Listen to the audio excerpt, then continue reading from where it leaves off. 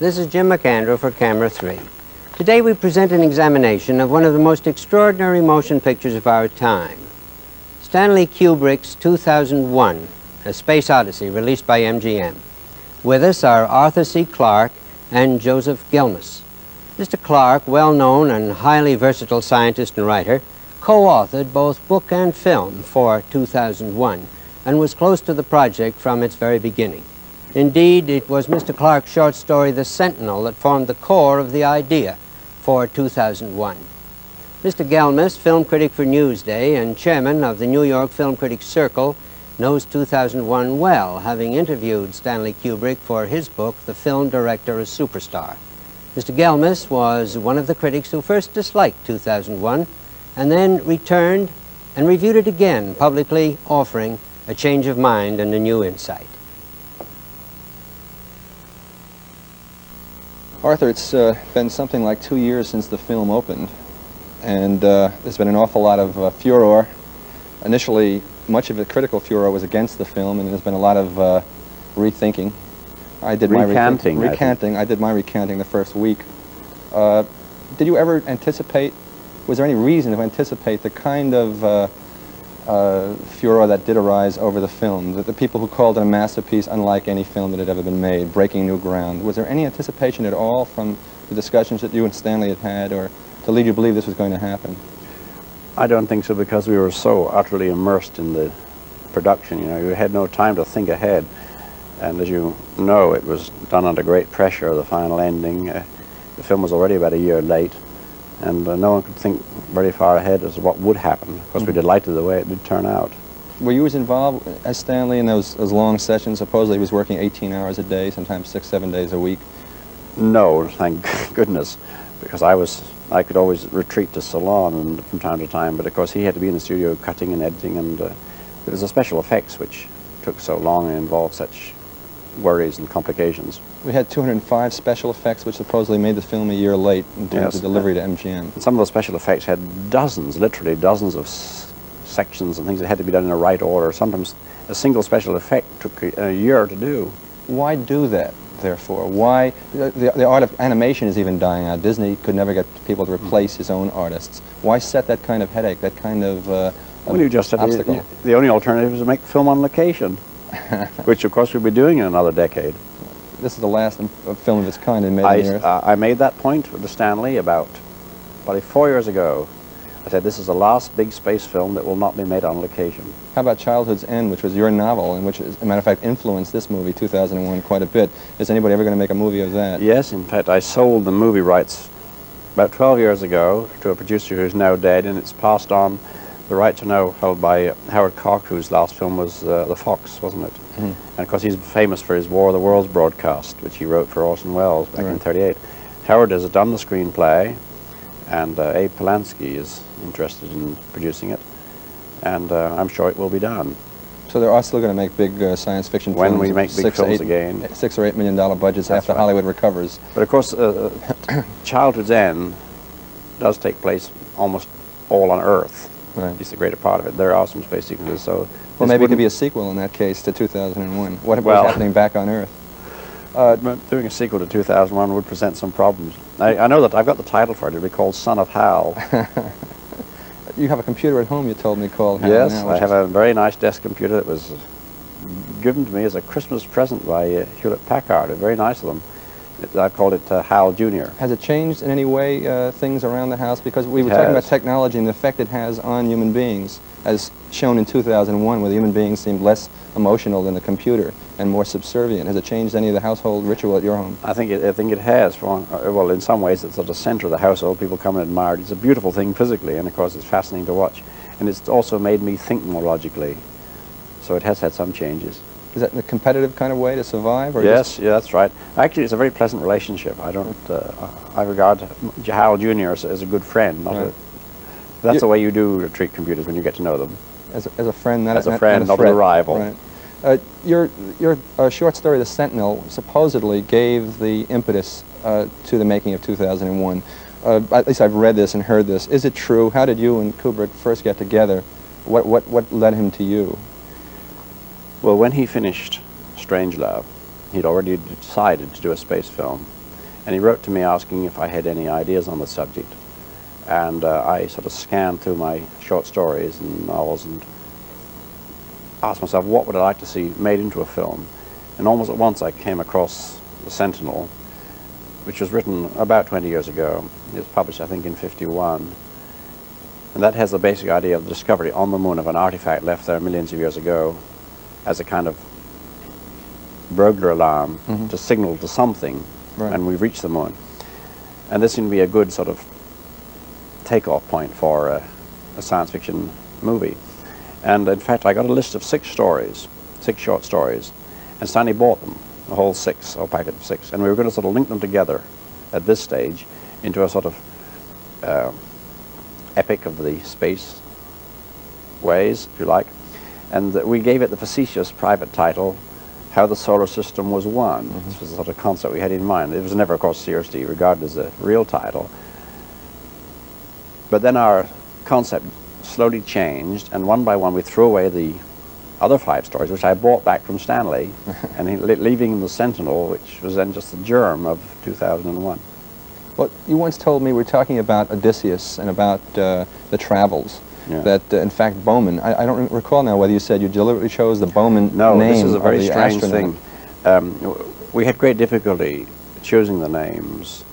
I always have difficulty, yes, of all the names, I always have problem with names. I think most writers probably do. A name is very important in ways you can never analyze.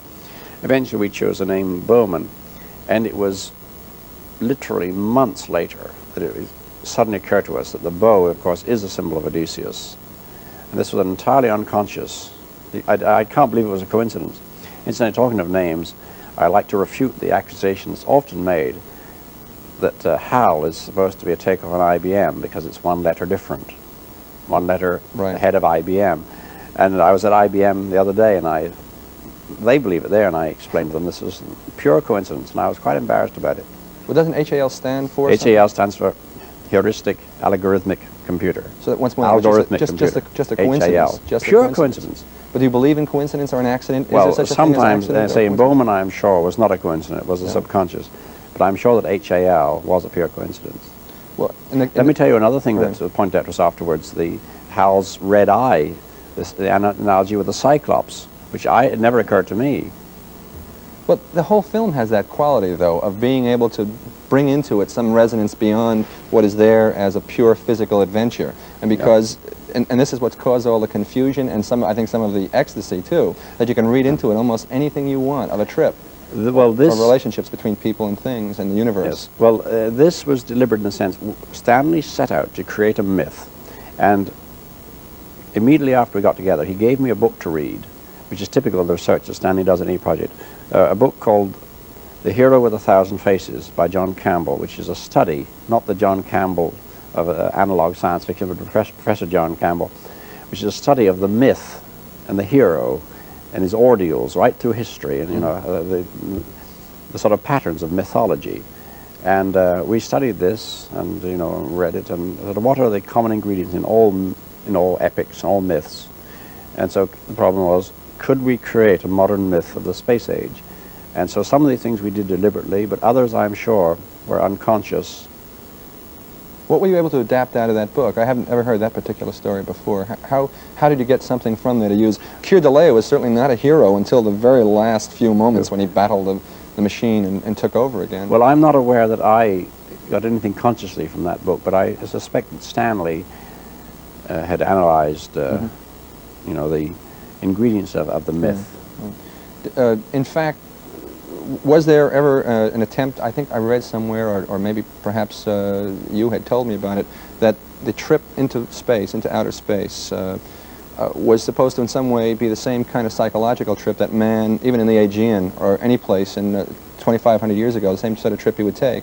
Oh, absolutely. I mean, when he doesn't know if he's going to sail off the end of the world the next moment. I mean, to Odysseus and his contemporaries, the journey out past the Pillars of Hercules is the same as going past the moon to us. Right.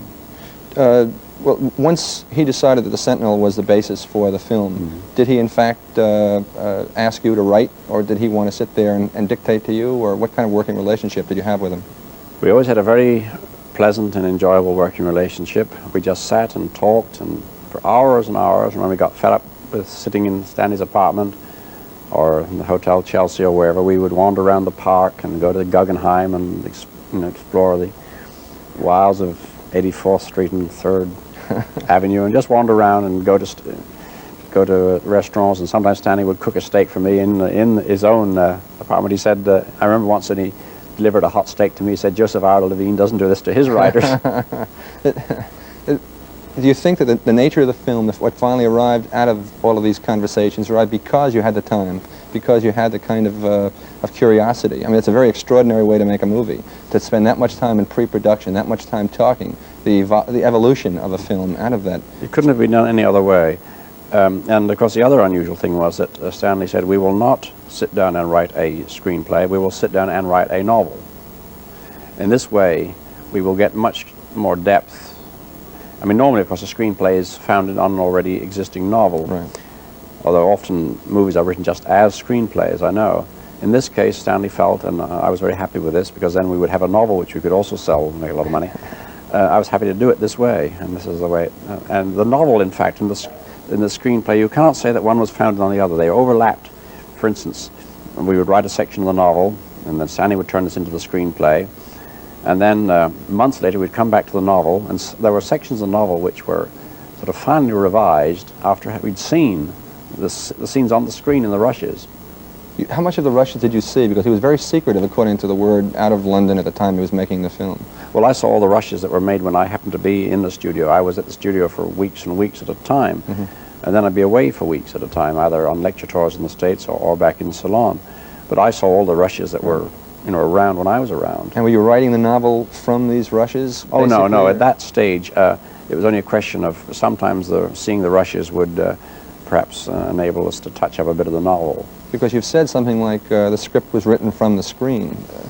Well, I doubt if there was ever a complete script until the movie was finished, because the movie was still being adapted and adjusted. And there was a pretty complete script of the first probably 2/3 of the film, quite a long time before the film was released. Right. But the ending was being continually adjusted, and he was sort of feeling his way around. And of course, they didn't know exactly how many of the special effects were going to turn out.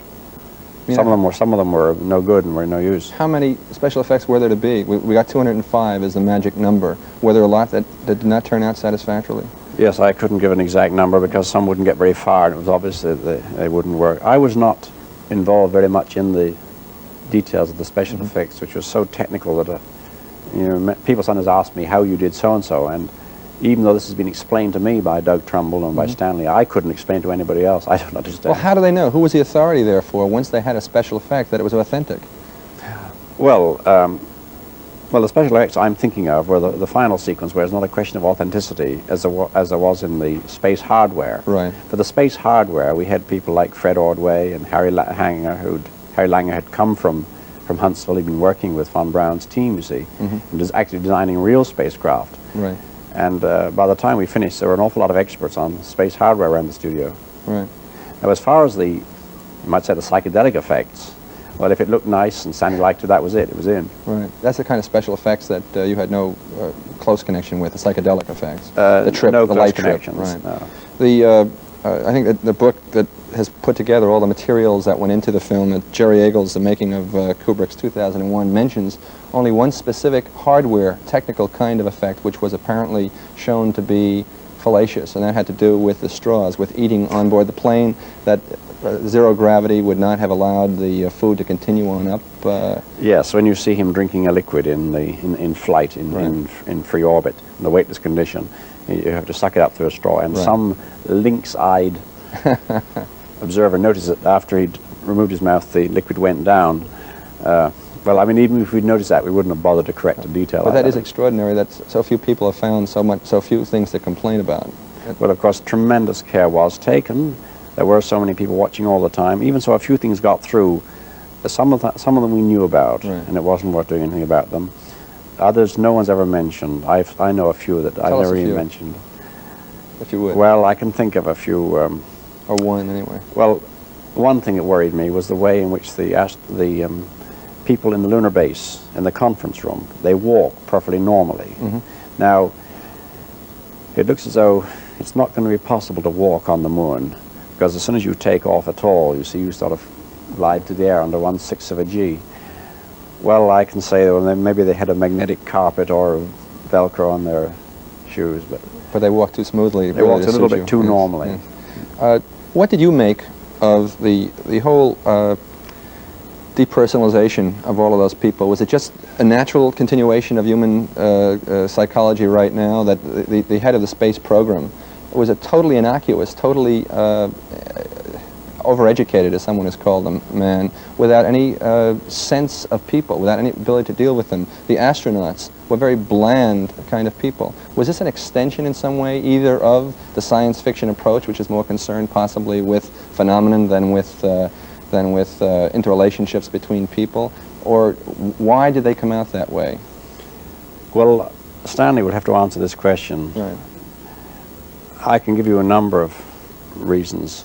Your own speculation. First of all, if you do get involved in the usual interpersonal relations in a theme which is cosmic in scope, you just would distort the whole perspective. It would just be trivializing an epic theme. Right. That is one answer. It's not true that, incidentally, the astronauts, the real astronauts, are bland personalities. They're all very distinctive. And well, you know a few. I know quite a few of them. In fact, I had 3 of them with me in Ceylon and took them skin diving. You know, that's Conrad, Bean, and Gordon, the Apollo 12 team, spent 3 days with us. And I took them down to an old wreck and had a marvelous time with them. And they're all amusing, witty, engaging personalities. So that's an exaggeration, though. The point is, those people we saw on the screen. Well, you saw mostly, you saw a lot of bureaucrats, first of all. Right. This does tend to be true, perhaps, of some bureaucrats. But then the 2 astronauts you saw, of course, Bowman and Poole, well, you saw them in their normal routine. And long space flights, we hope, are going to be rather boring. Yes. Uneventful, in any case. Exactly. Yes.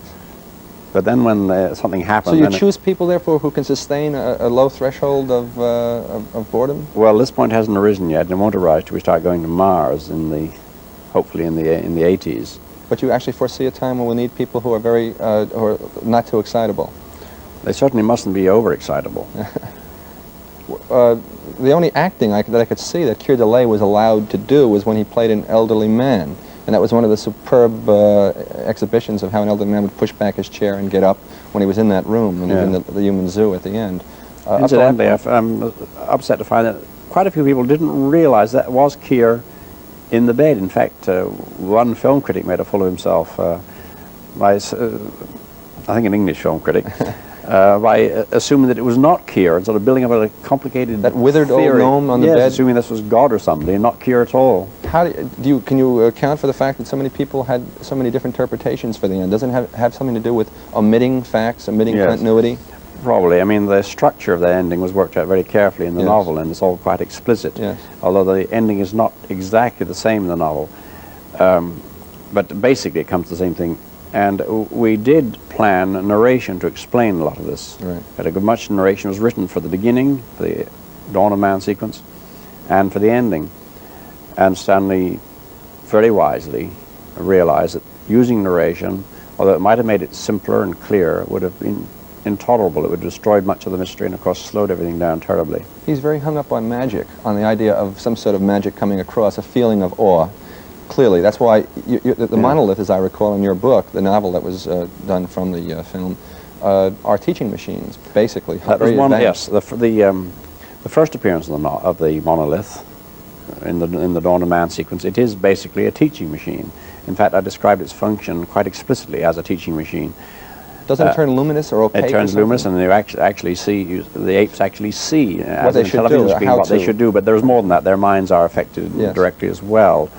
Well, we'd planned to do that. In fact, the original version of the monolith, well, there were several original versions. First of all, it was not a monolith at all in the first version. It was a tetrahedron, triangular pyramid. Mm-hmm. And they made this little black pyramids that didn't look right. For one thing, this set off all sorts of pyramid and Egyptology resonances which weren't appropriate.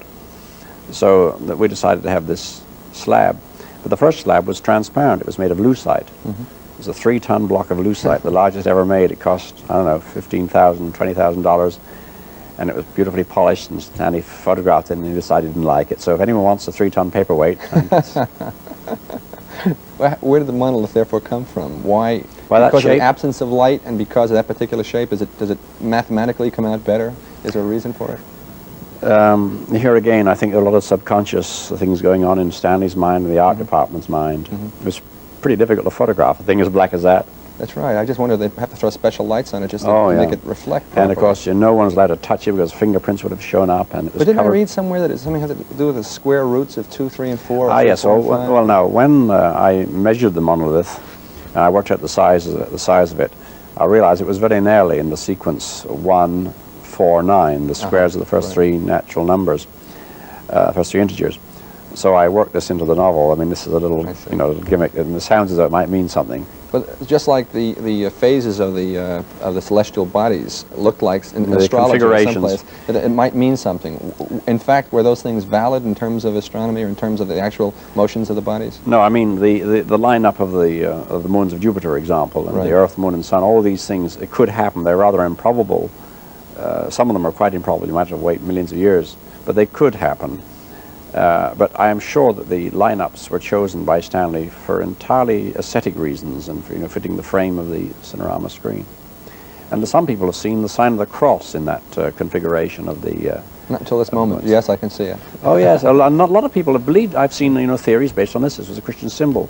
Well, as Stanley's Jewish and I'm an atheist, I think it's very unlikely. Well, I think that's the beauty, that everybody can bring something because there's something terribly fundamental about the images and about the ideas we've talked before and privately about the idea of searching for something which is beyond human understanding, which in effect is a search for God or of some sort of spiritual quest. Yes. And also the business you pointed out about magic, about something that's beyond man's ken, looks like magic to him. Well, I've often quoted Clarke's third law that any sufficiently advanced technology is indistinguishable from magic, and this was one of the basic rules. I mean, we wanted to hint at magic, things which we could, in principle, not understand at this level of our development.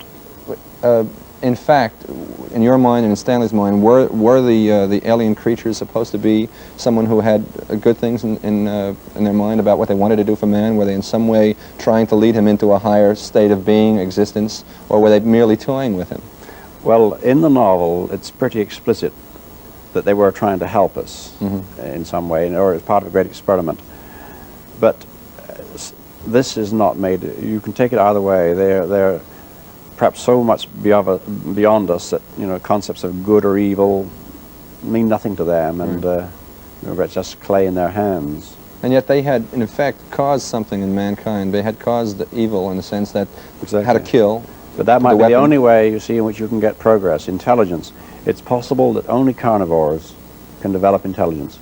Vegetables, vegetation, herbivorous animals which don't have to develop senses and very fine senses and abilities to move and control things. Maybe they can never develop intelligence. Right. So you may have to go through war, through hunting, to get to this stage. You did not try, as I understand, to really come up with something that was a creature, an alien creature, to make it look like a creature on screen because it turned out to be a gargoyle or some creature from the Black Lagoon.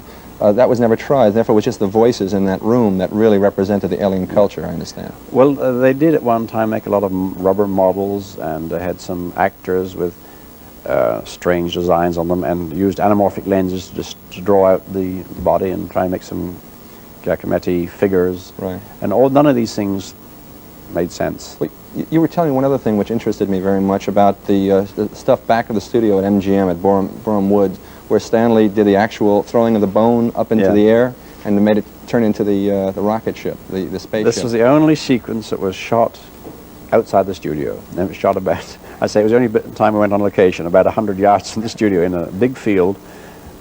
And it was on a rather cloudy day, and he had a platform, and Dan Richter, who played Moonwatcher, the Chief Ape, sat up on this platform, so we had a low-angle shot of him against the sky, and he sort of beat these skulls around. And we shot this sequence over and over again, smashing the skulls up in slow motion.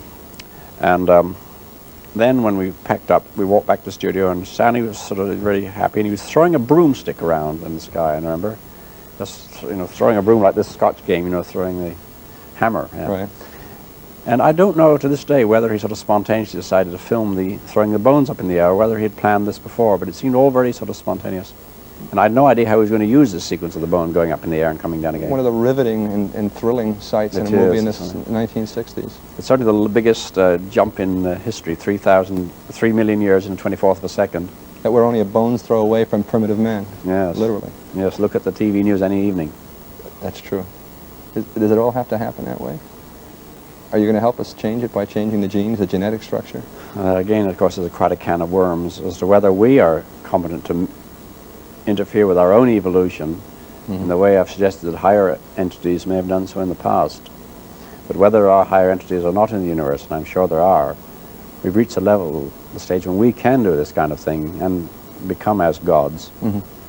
Unless someone gets their hands on the process and turns us into something else. In fact, I'd like to quote from the whole Earth catalogues is, since we've become as gods, let's be good at it. Words to that effect.